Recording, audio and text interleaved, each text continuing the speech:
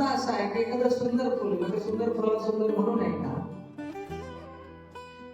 एखाद्या घरी छान जेवायला मिळालं, मग ते जेवण जर छान असेल तर जेवणाचं कौतुक करू नये का, करावं ना. त्याची कदर केली पाहिजे, अप्रिशिएशन केलं पाहिजे. एखादा छान बंगला आहे, तुझा बंगला छान आहे म्हणून आहे का म्हणून इथपर्यंत नो प्रॉब्लेम. पण ज्यावेळेस मला असं वाटतं अरे हा बंगला माझा केव्हा होईल, त्यासाठी मला किती चोऱ्या कराव्या लागतील, किती पापड करावे लागतील, हाचा प्रश्न. हा माझा झाला पाहिजे. पण ह्याच्या घरामध्ये किती किमती फर्निचर पॉट पलंग असं तर याला झोप येत नाही. जे डोक्यात काय असतं तो माझा झाला.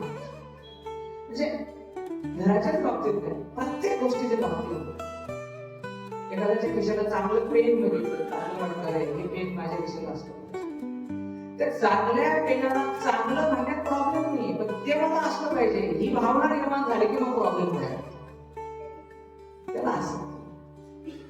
आणि जर ही आसक्ती करायची असेल तर ज्ञान पिपासा तीर्थवा. बऱ्याच वेळा धावणाऱ्या लोकांना आपण म्हणतो अरे आठवड्यातून 1 तास असतो, रेल्वेचा प्रवास असतो, खूप काम असतं.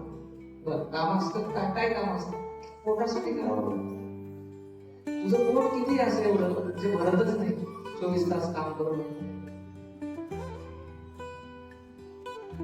विषय असा आहे माझं पोट भरणारा मी आहे का तो आहे, बरोबर.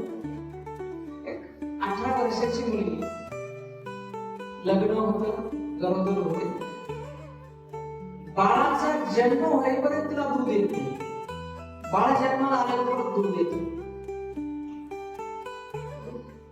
का, खाण्यासाठी त्या बाळाच्या तोंडात दात नसतात, आपल्या तोंडात दात नसतात. जेव्हा दंत नथे तेव्हा दूध दिलं, दात नसताना तो दूध देतो.